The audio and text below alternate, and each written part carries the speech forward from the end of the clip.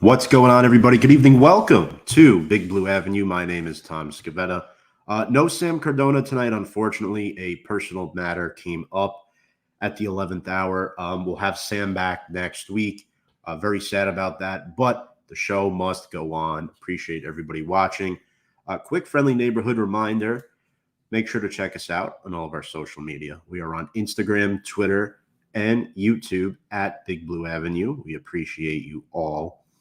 And quickly here, we do have a special guest on tonight. We will introduce her in just a moment. But just want to quickly state that Giants are now 1-2. We'll go over week 3 in just a few moments. We'll briefly recap it. We won't spend too much time recapping a game that happened 6 days ago at this point. I'll reveal my player of the week. We'll do a week 4 preview. We'll talk about, a little bit of some series history. We'll ask Katelyn some questions, keys to the game, players to watch, and we'll make our score predictions. Obviously, this is a Julian Love revenge game this week, so very excited to talk about that. Any comments, feel free to comment in the comment section with any thoughts or questions you may have for Katelyn or myself. And let's welcome back Katelyn Brower from Third and Wine. Katelyn, how are you doing? Thank you so much for hopping on tonight. I'm good. Thank you so much for having me again. I absolutely adore coming on Big Blue Avenue. You guys have been there for me since day one. I love listening to you guys. You're definitely one of my favorite shows out there for all things Giants. So I'm excited to be back. Thank you so much. Before we dive into stuff, Third and Wine, new show compared to last time. Obviously, real football fans, New Jersey holds a dear place in your heart and ours as well. But where can people find the newly branded Third and Wine? Not so new anymore, though. Yeah, so tonight we actually did our 13th episode. So I had to do a quick refresh, and I was wearing Alabama gear for that one because I had an Alabama guest on. So I did a quick changeover into my Giants gear. Thank you for listening. I appreciate that. It's been a couple of months now. It's been going great. Just rebranded to myself, bringing on creators and looking forward to getting on like analysts, players, former players, things like that. So I'm really excited for the shift. I'm really excited for the new show. But yeah, you can find Third and Wine on Instagram, Twitter, and YouTube. You can find us on Facebook as well. But I would just go to those 3 main spots to watch us live. And then also you can always find me at Katelyn Brower _ on Twitter. Yep, there's the tags on Katelyn's name tag right there. So it's been a while. I know we talk a little bit on social media sometimes, just random thoughts about our Giants. But last time we talked, I believe we were previewing the Vikings playoff game back in 2020. So I was on the draft show. That was the last time I was on. So, which is so interesting, obviously, because I got to see Deonte Banks get drafted live on the show, which was great. I was so happy to be with you guys, which I actually I might tout him a little bit tonight. So we'll see. Thanks. I do remember that, your reaction to Banks. It was either between him or Joey Porter Jr. potentially at corner. We saw that run of receivers right before Banks went. But I hate to start with this with you, Katelyn, but the offensive line needs to be talked about. And unfortunately, it's been talked about for the past decade plus at this point. New starters over the last 2 weeks. This week, we saw a different group of players. Obviously, Andrew Thomas out with the ankle issue or the hamstring issue he's dealing with. And then Ben Bredeson has left concussion protocol. He has cleared it, but he missed last Thursday night as well. So they went with Josh Azudu at left tackle, Shane Lemieux, John Michael Schmitz, our second-round pick at center, Marcus McKeithen at right guard, and then Evan Neal at right tackle, your guy, the Bama guy. Talk to me about the O-line and your thoughts on their performance in week 3. Definitely more bad than good, but considering they did play one of the top D lines in the NFL, featured by Nick Bosa and Javon Hargrave.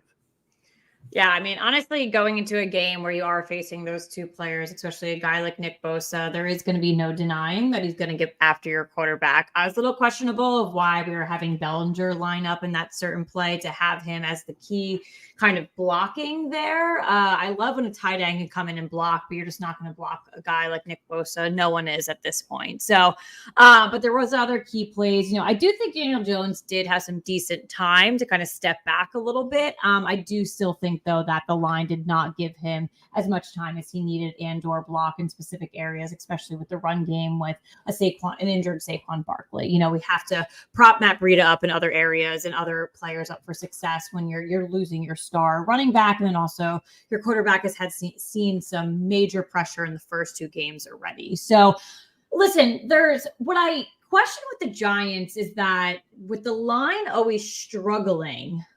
This has been like historical for us, as you've mentioned earlier. We're only moving guys when there's injuries. Move guys when they're not performing to your standard. That's what's really bothering me right now. And I was going to bring up Evan Neal, later. I know we wanted to hit on some certain points. I want people to understand that Evan Neal might be my guy, and I'm thrilled that we took him. One of my biggest things from him with Alabama, though, is how athletic he was and how versatile he was. You could go back into the archives of Real Football Fantasy New Jersey, all the podcasts that I was on prior to that draft, talking up Evan Neal, talking about him afterwards, things like that. That's all I spoke about.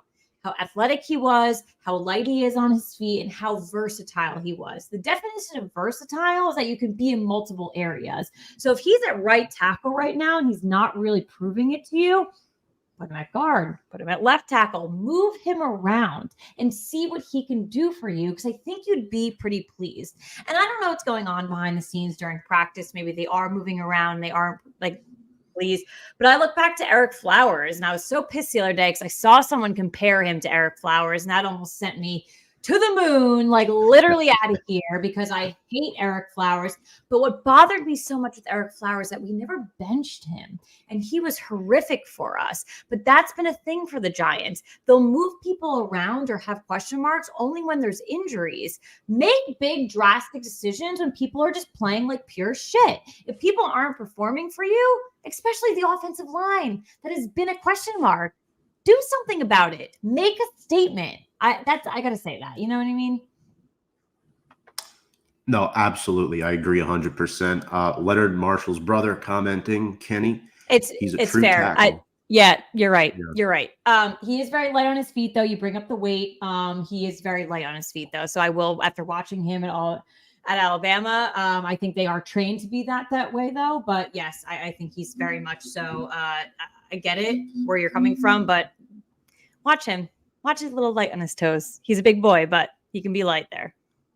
Yeah, I do agree with both of you. True tackle, but he does have guard flexibility. He played 3 different positions at Alabama. But what's up, Kenny? Thank you so much. A lot of his weight, though, comes from his height. So I want to bring that up as well. So 6'7". Yep. Yep. You have to account for that. What's up, Tudo? Massive salutes and respects from France. Very nice. Tudo tuning all the way in from France. I believe they're 6 hours ahead, something like that. But yeah, whatever puts you to sleep at night. Whatever floats your boat. Larry Johnson saying hello. What's up, Larry? Garth, us Chargers fans in a similar boat / mental state as your Giants fans. Yeah, both 1 and 2. At least your team looked a little bit better on offense. I think they look better, yeah. Worlds TV saying, let's go Giants. Appreciate you, Worlds. Our defense is your guys' offensive line. No, absolutely. Absolutely. We'll get into some more comments in just a few minutes, folks. Katelyn, I want to ask you, so what really stuck out to me on Thursday night was that the fact that Jalen Hyatt wasn't used, right? Okay. We saw Wan'Dale come back. I don't know if Wan'Dale took snaps away from Jalen or what it was, but it seems like every time Paris Campbell caught the ball, it was like catch, tackle. Mm-hmm. I mean, 6 catches for 24 yards is unacceptable. I mean, that's 4 yards a catch for a receiver. Is Kafka just too vanilla? Is the line forcing Jones to get at the ball out super quick? Is it a combination of like 10 different things? I mean, Yeah. it seems like everything is going wrong right now with that.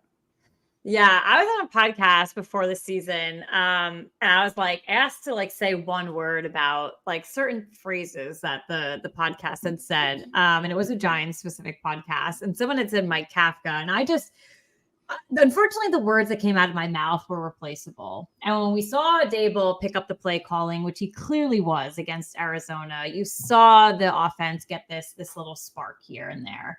I think I would say maybe against the Niners, it was 50-50. Half of them were by Dable, half of them were by Kafka. I think that he is a little bit vanilla. I can definitely agree with that. What I question the most when it comes to the Giants offense for the last 2 years is that you look back on last season, who was the most consistent person that Daniel Jones was going to, passing wise? Isaiah Hodgins. Great season. But he had so many other people around him that just kind of went blank and kind of went, you didn't see them for a while. What I don't want us to get into again is Daniel Jones just finding one person. So maybe you're right with Paris Campbell. He was hitting him blank. But then there's no Jalen Hyatt. But Jalen Hyatt made a huge, show-stopping play the week before. And then are we never going to see him again in 3 weeks? We kind of saw that last year as well. I think he would hit Darius Slayton for a bazillion yards once in a blue moon. We were all waiting for Kenny Golladay to get any type of pass, anything like that. I don't want that. We built up the strength with Waller, with other wide receivers and everything for Daniel Jones. I almost said Daniel Dimes because I saw it in the chat. That should be his legal name, Daniel Dimes. I just want him to connect with multiple people. And I'm not saying if there's 5 receivers for him to hit all 5 of them in a game. I just don't want them to go dark. So I'm very concerned that Jalen Hyatt didn't even get a single target in the last game. And I saw that trend last year. And now I think it's kind of carrying over going into week 4. And I just don't want to see that again. Valid point. Outside of Banks and Schmitz, a lot of rookies aren't playing. The defense, it's possible one of the takeaways from this game, despite all the missed tackles on defense, McFadden could be a starting linebacker long-term potentially. There's more good than bad with him, in my opinion. It looks like Leonard Williams might be back. I thought he made some solid plays, and I don't know what your thoughts were about this. I read somewhere people need to stop watching the sack numbers when it comes to the Giants, because in Wink Martindale's defense, this was an interesting stat that I read, and I don't know if you agree with this or not. Personally, I don't even know if I entirely agree with it. Mm-hmm. So Matt Judon and Zadarius Smith, 2 elite edge rushers that played for Wink Martindale in Baltimore, they did a little compare and contrast type of thing. So Matt Judon's played on multiple teams. With Wink, his career high or his season high in sacks was 9.5. Without Wink, 15.5. Now so that's a 6 sack difference. With Zadarius Smith, with Wink, 8.5 sacks was his season high. Without Wink, 13.5. Do you think there's any truth to that with players like Kayvon Thibodeau, Leonard Williams, or do you think that's just more coincidental? Yeah, I mean, it definitely can be coincidental, but it's also you have to look at who's, behind the scenes as well, and that is Wink Martindale. We brought him on for a reason. You're looking at his history, you're looking at his playbook, and you're looking at, again, the man behind the scenes there. Whoever said not to look at sack numbers, I do definitely disagree with that for sure. To have, the first sack come last game, the Giants are just known in history for having that strong defense and getting to the quarterback and making these big plays. I don't know about you, Tom, but when we make a sack, I am just like, tell, like it just, everything rushes out of my body. And to me, that is game changing. It doesn't put points on the board. It just makes you feel good. And because you got to the quarterback, you broke through that entire line, the entire team, and you got him down cleanly, of course, because the NFL we play in, you're not allowed to touch the quarterback. So, but it changes the game. It changes the momentum. Of course, a pick six changes it, but a sack from a guy that you told to go and just go fetch the quarterback, go get him.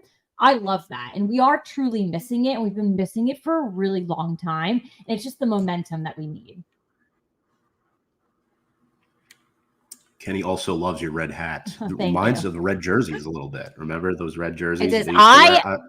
Miss those red alternative jerseys. I must say, though, my funny story with the red alt jerseys is that the Giants were going to the Super Bowl when Plaxico Burress obviously was a stunner for us. And my mom bought a jersey for the Super Bowl because she did not have one. The only one that was left at the time, I think it was Modell's. So they're not around anymore. Was a like extra large Plaxico Burress, red jersey. And she came home and she was so excited. She wore it to our Super Bowl party. Everything was great. The Giants win. Not even momentarily later, he shoots himself in the leg. And I told my mom to never, ever bring that jersey back out again. So that is my red Giants jersey funny story. That's it's a not funny a pleasant one. Definitely, no, for it's sure. It's not the best. No, yeah. Hope you'll get a chance to destroy your lines to crush their spirits. And yeah, Tudo, you're right. Agree with that for sure. But yeah, I really thought the Giants really just need to tackle better overall. Don't even get me started with that. They need to learn how to just tackle. Yeah. So Sam's not here tonight, but Sam and I, every week, we do our New York Giants Player of the Week. And this week, me and Sam chose Micah McFadden. For the 4 tackles for loss, leading tackler through 3 weeks, and 12 blitzes. He's played 74% of the defensive snaps. What do you think of his performance playing next to Bobby O? I know he's missed a few tackles here and there, but for a 5th-round pick, he seems to be coming along. I think that's like you just hit the nail on the head there. I like where he is positioned, and I just like what he's doing so far to just act like he's been there. That's one of the biggest things you can show when you're transitioning from college to the NFL in certain positions. It's just act like you've been there. And I think he's really done that for us so far. And I'm very pleased with his play. Yeah. I mean, he's not perfect by any means. I mean, playing next to Bobby O will make anybody better. So. Right. But yeah, I think I'm good on week 3. I mean, if you told me, Katelyn, the Giants would be 1-2 through the first 3 games, I would say, honestly, that sounds about right. Right? It's not. I never thought we were good to be 3-0. I did have a lot of confidence going in against Dallas. So I must say that game was and I do like to say that I want to throw it away and never look at it again. Maybe the game in detail, I would never want to look at it again. I just think the overall loss, hits kind of hard because I actually did. And I think a lot of Giants fans and I think a lot of non-Giants fans realistically thought it could be a game and could have been a W for us, but. No, absolutely. Yeah, I thought Dallas could have been a win before the game started, of course. Once it started, that's out the window. It was a tough one. Yeah. There's a lot to look forward to, though, for this Giants team with week 4 coming up. 11 days without Giants football during the season is not easy. It's like the Giants have 2 bye weeks this year, no? Yeah. A host in Seattle. It sucks. It does suck. Yeah, it's kind of like, especially after a loss too. But they needed it, honestly. I mean, it's funny though, because I say they needed it, but I also get a little nervous that we haven't played in so long. That also freaks me out because it's like, even like when the NFL decided to eliminate that other preseason game, like that got me a little nervous. You know what I mean? I get a little nervous about it. So it's like a good thing because like they need to like reset mentally, but like physically, they're not physically playing another team and this many days, I get a little nervous about that. Yeah, that's a fair assessment. Yeah, definitely worried about the lack of, days that they've played. But as you said, they do need the rest. Andrew Thomas, Ben Bredeson, will they play in week 4? Right now, they're both on track. Thomas said he's good, thank I goodness. hope so. Yeah. And Bredeson, too. I mean, he's light years ahead of Lemieux and Glowinski. So Shane Lemieux, what a TBT, honestly, to have him play last week. So I low-key forgot what he looked like, to be honest. So when he took the field, I was like, oh, that's what he looks like. yeah, he hasn't played much since 2020. That's the thing. Like, I was like, oh, like, I just, like, the long hair threw me. I was like, wait a minute. What the hell does Shane Lemieux look like? Yeah. Did he cut his hair? I think he cut it. Well, no, he walked on the field with back the out. long hair. Oh. So I was like completely like, I think he had long hair in 2020. You're right. He might have cut it while he was like doing whatever in between. But yeah, I was completely thrown. I was just like, wait a minute. Shane Lemieux. Who are you? Oh, absolutely. The fact that he's still on the team is a miracle, in my opinion. I don't even know. Here nor there. So this week, Giants are favored by 1.5 at home. A tough loss out in Seattle last year. 2 possessions right before the bye week. They lost 27-13. The Seahawks have had our number lately. They've won 5 out of the last 6 meetings. So it's been a while since the Giants won. In fact, the Giants haven't beaten them at home since 2008. It's always a tough game. It's like a low-key tough game, like you had just said. Like, I think people like to sweep it under the rug because it's not a, division rivalry. It's not someone like the Jets who we always will go against in the AFC and we want to beat them. Like, it's an NFC team that you're right. It's low-key every time we meet them. It's tough.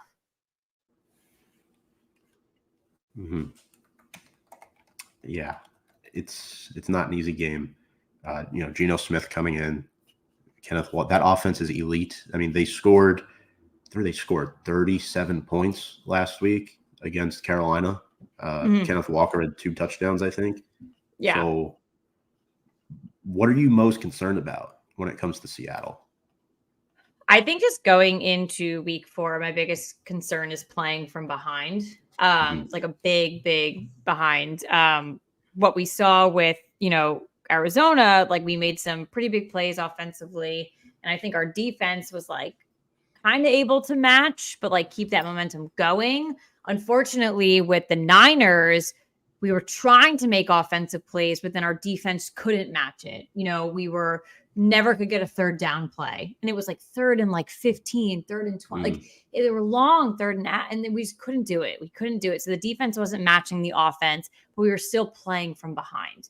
So my biggest concern going into this week is us, really falling behind in the beginning and trying to catch up. Yeah, I think that's key. The first 3 weeks, they've fallen behind early. So yeah. Well, Dallas, I'm not even. There was no coming back from that. So. I think we all accepted that early on, but obviously with Arizona, it was doable. We were able to come back. With the Niners, though, it wasn't realistic. Again, with what I was explaining, the defense not fully matching the offense. So, yeah, I mean, I think that's valid. Obviously, our offensive line a little bit healthier, we suspect. One question I had for you: a lot of Giants fans are torn on this one. Marcus McKeithen expected to stick at right guard, and they'll bench Josh Azudu with Bredeson and Thomas coming back, but Brian Dable said something interesting in his presser today. Azudu can play 4 different positions, his flexibility, both tackle spots and both guard spots. So you think McKeithen's the right move? I mean, he seems to be doing not terrible thus far.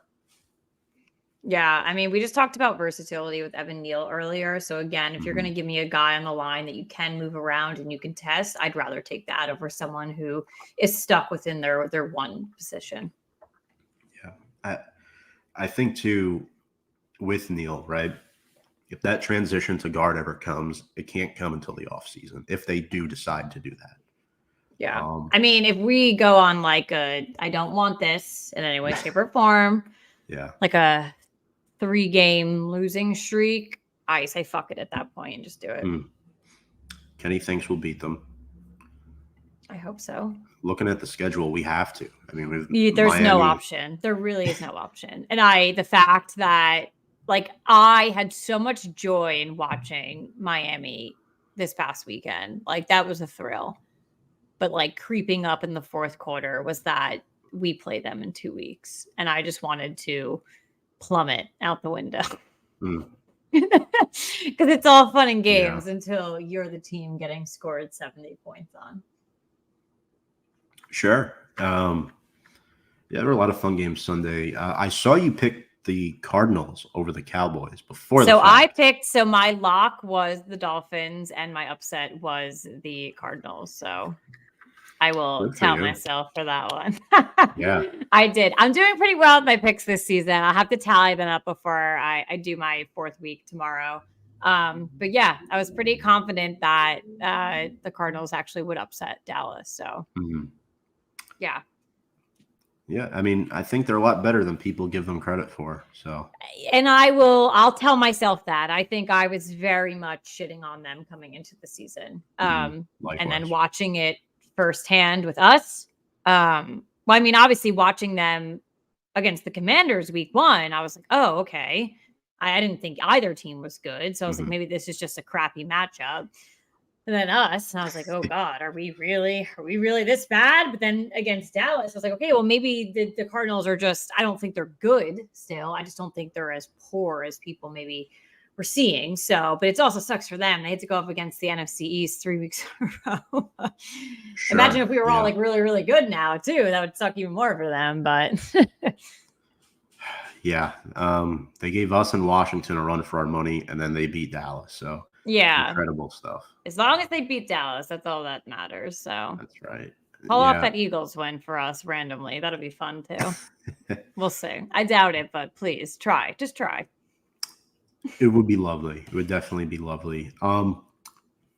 Next question here I have is defensively. Who do you think has stepped up in the first 3 weeks?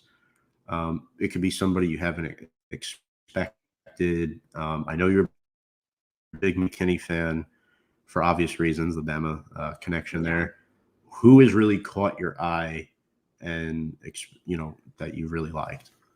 Yeah, I'm going to take a pause on Xavier McKinney and kind of just look at things in a little bit more detail. I understand it's been a tough couple weeks, for the defense, for him in particular, other people.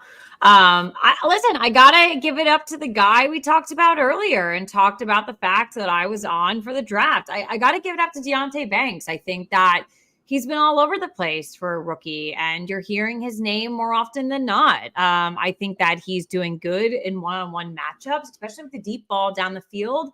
Unfortunately, he did, get hurt, but it's unfortunate, but it is fortunate that it's just like a deep bruise, apparently. So we're going to see some Deonte Banks back with us.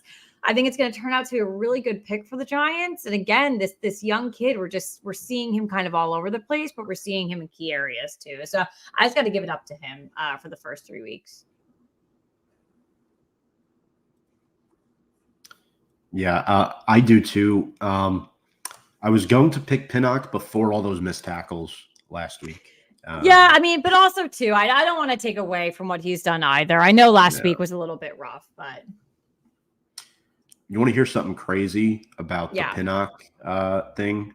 So I was looking at Julian Love because now he's on the Seahawks. It's a Julian Love revenge game this week, and remember the offseason, they're like, oh yeah, Love around 6 to 7 million per year for him as the complimentary safety to X. Well, we dodged a bullet there. As much as I liked him, he has allowed a league-leading 292 yards in coverage over the first 3 weeks, 42 more yards than any other defender in the NFL.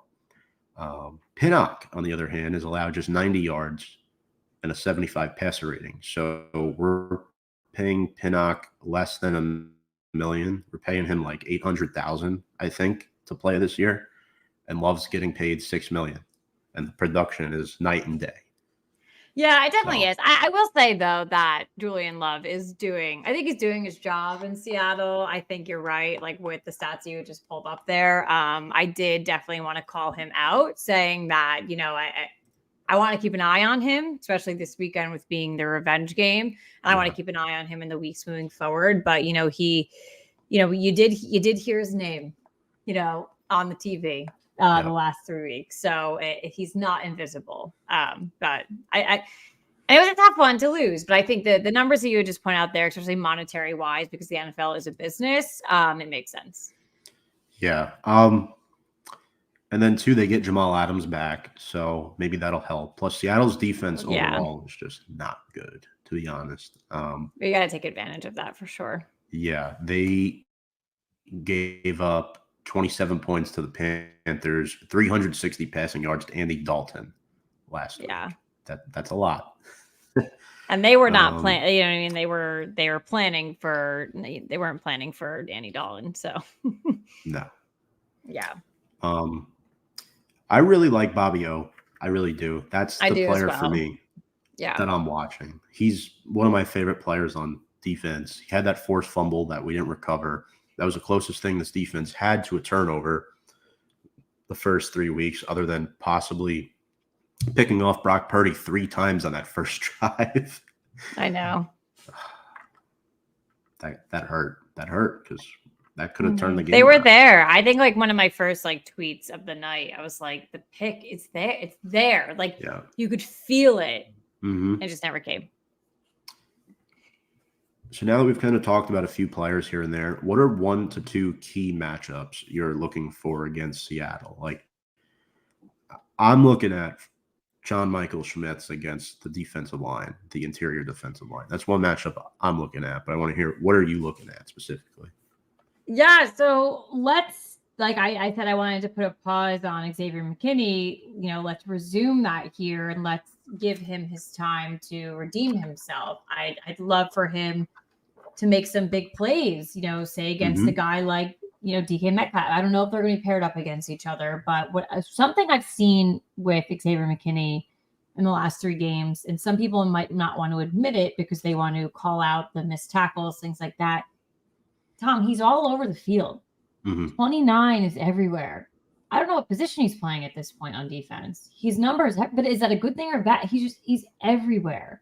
So I want to call that out because I personally think that's a positive thing from him being a captain and being a leader. He's seeing where the ball is just running to it. Maybe he's missing opportunities. He's not staying in his area where he's supposed to be, but he is all over the field.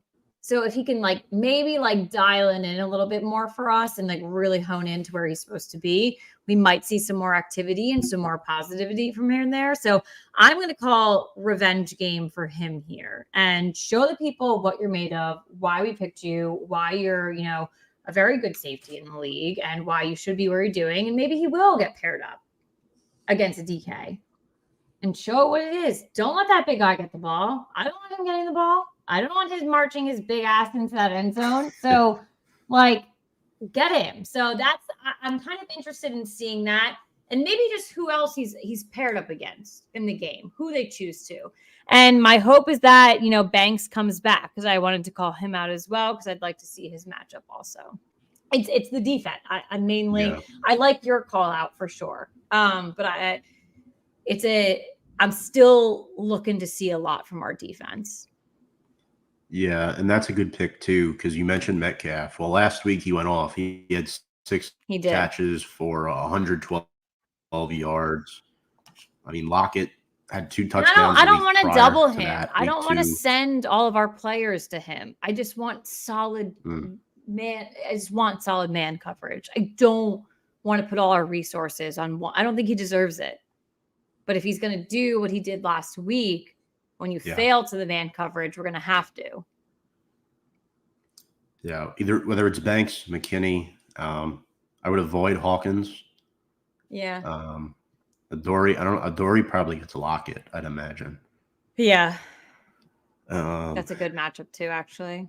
He'll travel with him. About it, yeah. Yeah, and then X will, contract year for X. I mean, he'll be back. I mean, I don't think there's a world where he doesn't come back. I don't know. There's a lot of definitely, skepticism right now. But and listen, I don't blame you. I don't blame the people that are skeptical about it. I think it's funny. I get thrilled when the Giants take Alabama players, and I think a lot of the times it's me getting pinned up against, I love these guys. I know where they've come from, but like I understand when they're not performing, and I can openly admit that. So unfortunately, I've had to face the facts with two of my favorite people thus far this season. So yeah. So we'll just ignore my dog in the background nesting. it's okay. Mine's on the couch over here. He's been good though, but he's got distractions. So this red sangria keeps me sane right now. So obviously, cheers. Yep, third and wine. I had to bring out the drink. Of course. Yep. 2 players to watch from each team. We'll start with Seattle. It could be one on each side of the ball. If you want to throw an honorary third in there, you can. But who are the 2 players from Seattle that you're thinking? Yeah, they're going to be a big problem. Yeah, you mentioned him earlier. Kenneth Walker is big with the run right now. He's doing big things. He's having great games for them. But it comes to a Giants defense to where, can we tackle? Can we stop their run game? I'm not 100% sure. And then I know that, it might not be someone that we're terrified of, but I did mention it earlier. I want to keep an eye out for Julian Love, to be honest. He might have a couple notes here against us this weekend, and his name has been mentioned for the last 3 weeks. While the numbers, stats haven't been great, like you had said earlier, compared to a guy on our team, he's still doing his job in Seattle, and he might bring it up a notch against his former team. Not that there's any bad blood or anything, but you always want to show off when you're facing your former team and kind of just saying, hey, this is where I am now. This is what I'm doing. So while it might not be something that all Giants fans are scared of, I am definitely keeping my eye on him from Seattle. But Kenneth Walker, I think we can all agree on, we should be keeping our eye out on big time. Yeah, Kenneth Walker scares me too. 2 touchdowns last week. He's lethal. He's very good. Their backup's good too. Zach Charbonnet at a UCLA rookie. He's phenomenal. But to your point on Walker and Love, 2 solid picks. I agree. 4 touchdowns for Walker through 3 games. So he's a red zone threat. Takes a lot of pressure off of Geno. Yeah. Geno's taking care of the ball very well. He is. I will admit that. Yeah, for the last 3 games, we're seeing that. Just 1 pick. He's thrown 295 or more in each of the last 2 games. Again, Metcalf and Lockett helped the case, but he's not just throwing to them. He's throwing to Noah Fant. He's throwing to Will Dissly, the 2 tight ends. And we know how we are against tight ends, right? We can't defend them. We can't produce them. I don't know what's going on. We're definitely can't do anything against them. Struggle there. So. Yeah. And 2 specific ones for Big Blue. This is like, it's not for Seattle to be scared of. It's for just me as a Giants fan locking in on their performance in week 4. Kayvon Thibodeau, big one. I got to see what's going on there. I will admit, last game, listen, and I think in Arizona too, I saw some instances. He had like 2 to 3 guys on him at some time. Like, they were not letting him through. So like, I understand like the hate and like everything that's going at him. Like, what are you doing? I swear they were zooming in on plays last week, and he literally had 3 guys just on him. No one's breaking through that. I'm sorry. Like, so. But I need him to find the opportunities to break through. So I'm really honed in on his performance, really the details of it this coming Monday night. And then Daniel Jones. It's going to be a lock-in for me to look at him every week this season. I love how excited he gets when we make a big play. I love that we're still seeing his arm. I love that we're still seeing the run game from him. When he runs, he's like a gazelle, and it's easy for him. He just slides through. It's like, how the hell did that kid do that? But he did it. And I tweeted, I think last year, I always retweet it still to like this day. because last year he took a lot of games into his own hands. And it was like, I tweeted like Daniel, like, quote, I'll do it myself, Jones. Like, Yeah. and I saw that in Arizona, like he was doing it himself. And like he tried to last weekend, but it just wasn't breaking through. So I have a lot of eyes on him. And again, these are not two picks where I think Seattle should be scared and should be looking out. I'm just personally looking out as a Giants fan at these two individuals coming into week 4. Yeah, I'm with you on both. Daniel Jones is a great pick too. I mean, the Seahawks run that 3-4. Boya Mafe, Uchenna Nwosu. These are no-name guys who produce. And the O-line shouldn't be overwhelmed, but they did have 3 sacks and 11 QB hits last week. I mean, we've talked about Daniel Jones being under pressure. These stats are alarming. Under pressure on 47% of dropbacks, 27 pressures in under 2 seconds, nearly twice as many as the second worst team. Terrible. Yeah. It's terrible. No one is more than 13 under 2 seconds besides us. Yeah. And we have double the amount. Terrible. Not good. I'll call it how it is. I mean, 3 of his 4 picks have been dropped passes, 2 of them by Saquon, 1 by Waller, so Corey Allen saying we need, I guess he's saying more pressure on the QB. Yep. Pressure in Gino with Tibbs. Please. Sack came last week. It came last week. Just one though. I'm looking for like 2 a game, 3 a game. This is actually just from him. You could do like Sexy Dexy get in there. Come on, guys. Yeah. Come on. Well, I think the problem. Yeah. Aziz is the guy that just can't get on the field. Yeah. And that's a huge issue. Like, it's big for us. He would take more pressure off of Thibodeau. He would, yeah.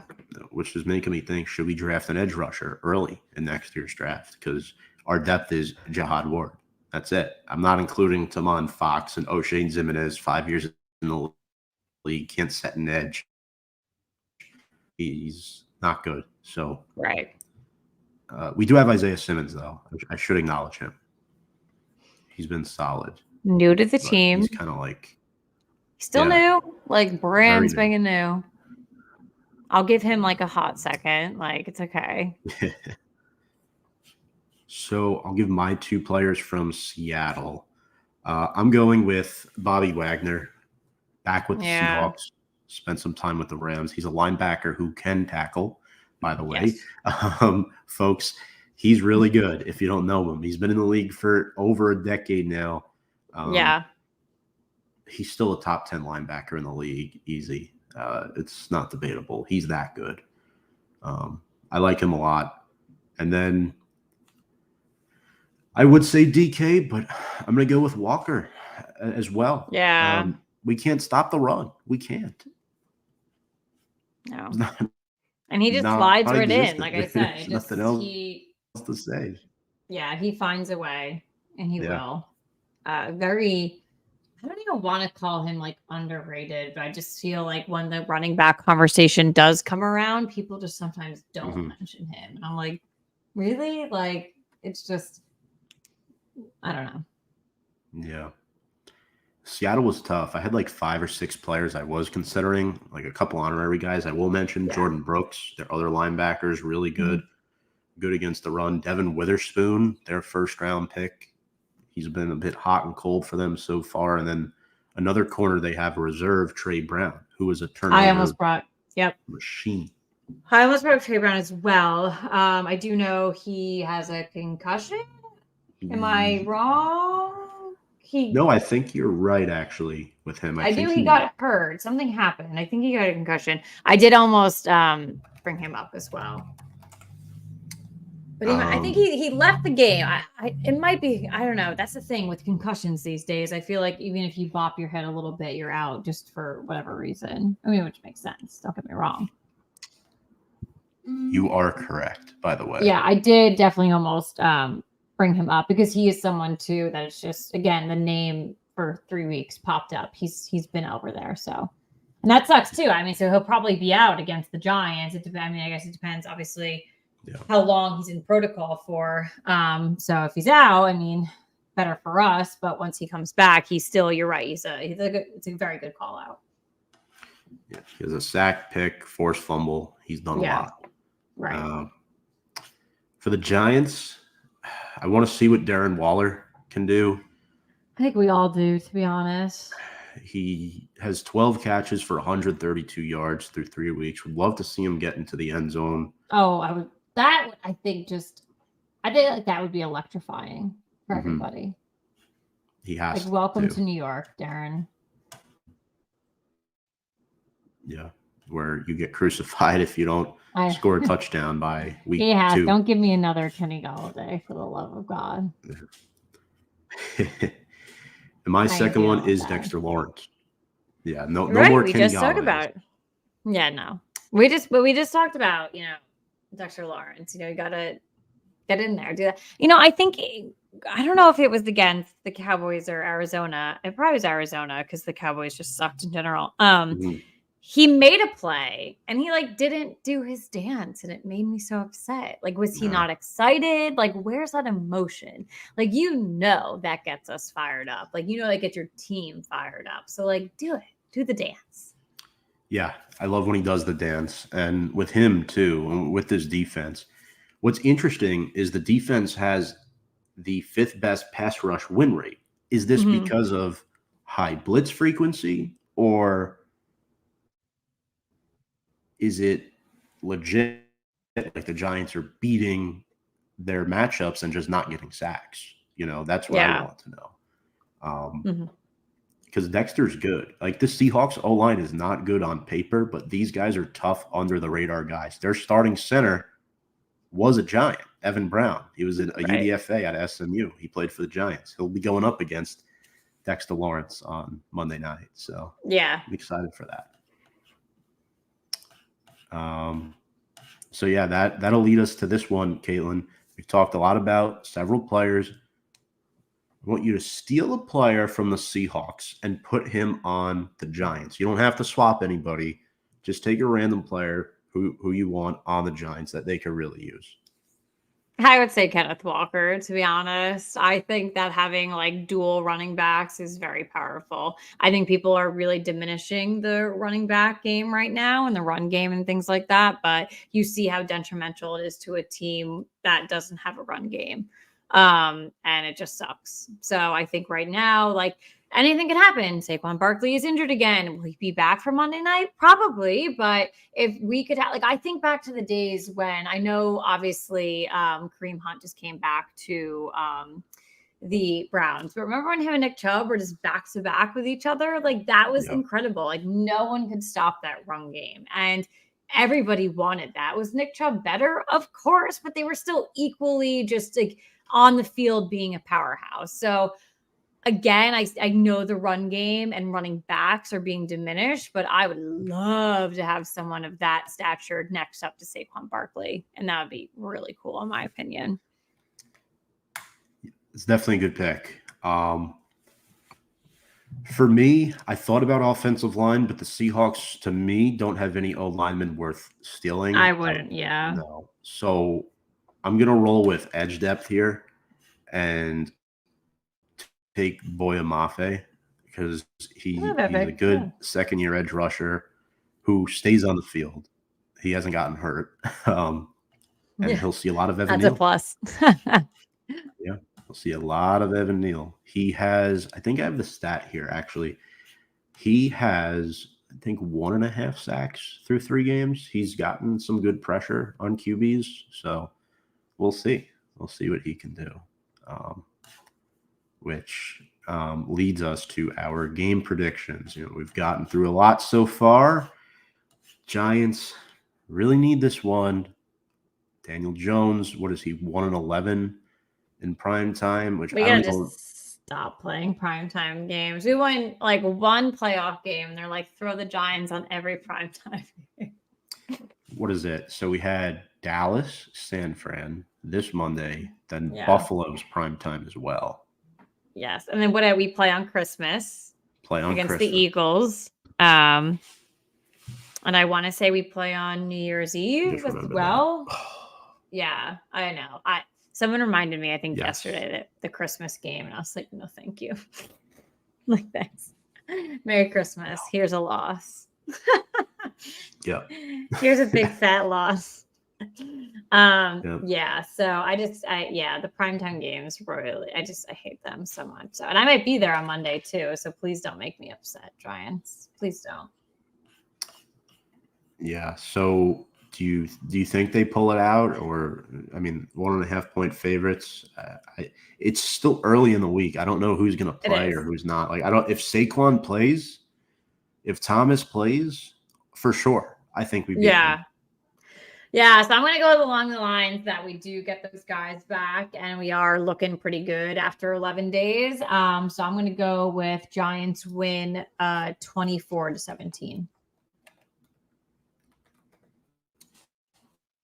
That's a good pick. What's interesting to note, too, is the Seahawks have not gotten their first-round rookie receiver, Jackson Smith and Jigba, involved a lot in their offense. I think there is potential for him to get more opportunities in this game, with a lot of the attention focused on Metcalf and Lockett. The Giants' cornerback depth past the first three is not very good. So I'm a little concerned about that. But ultimately, I think the defense bends but doesn't break. I have the Giants also scoring 24 points, but I have Seattle scoring 20. The Seahawks have given up 27 or more their first 3 games of the season. So I think we just go under that. So yeah. I mean, looking at that average now, I can maybe knock mine down to like 2017, but I'll stick with 24-17. Cool. So very, very close. Let's see. This has been great. I think the only other thing was I just really, really hope that those 4 players play. The big 4: Aziz, Saquon, AT, and Ben. Those 4 have to play for us to be victorious. So I agree. We will see. Katelyn, any final thoughts here? Feel free to plug your podcasts. I appreciate you coming on. I know a little rough tonight without Sam. Was hoping to have her on as well. She always looks forward to having you on our show, but it wasn't meant to be. But I mean, this has been an absolute blast, and I'm looking forward to Monday night. Absolutely. No, and I love Sam. She's doing all good things. So happy to see her still, working with you guys, working on her own stuff. Absolutely love her. Love everything you guys are doing at Big Blue Avenue. And thank you so much again for having me. You guys can find me at Twitter at Katelyn Brower _ and then at Third and Wine on all of your favorite, social media outlets, all of your favorite podcast outlets. Like I said, we did record tonight, so you can see a new episode locked and loaded on Spotify, Apple Podcasts tomorrow. If you guys are on September 28th, so you'll see that. It's all things. I'll give you a teaser. It is all things Alabama and Saints football. So if you are an Alabama fan, if you're a New Orleans Saints fan, definitely tap in. But some really good insight there. But absolutely been a pleasure coming back on again. I love being here with you guys, and it's been, again, really awesome. And I'm so happy to be on again. Absolutely. I hope Tommy Rees and Tyler Buchner aren't letting you down too much. I feel your pain on that. They both made me angry the last couple years. So I'm with you, but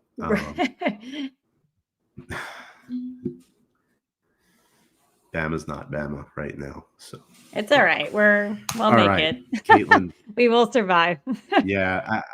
You'll be okay. Reese isn't the worst, but if you like to check out any Notre Dame content as well, or college football content, check me out with Andy Hopper and Brian McArdle tomorrow night on From the Stand Sports US.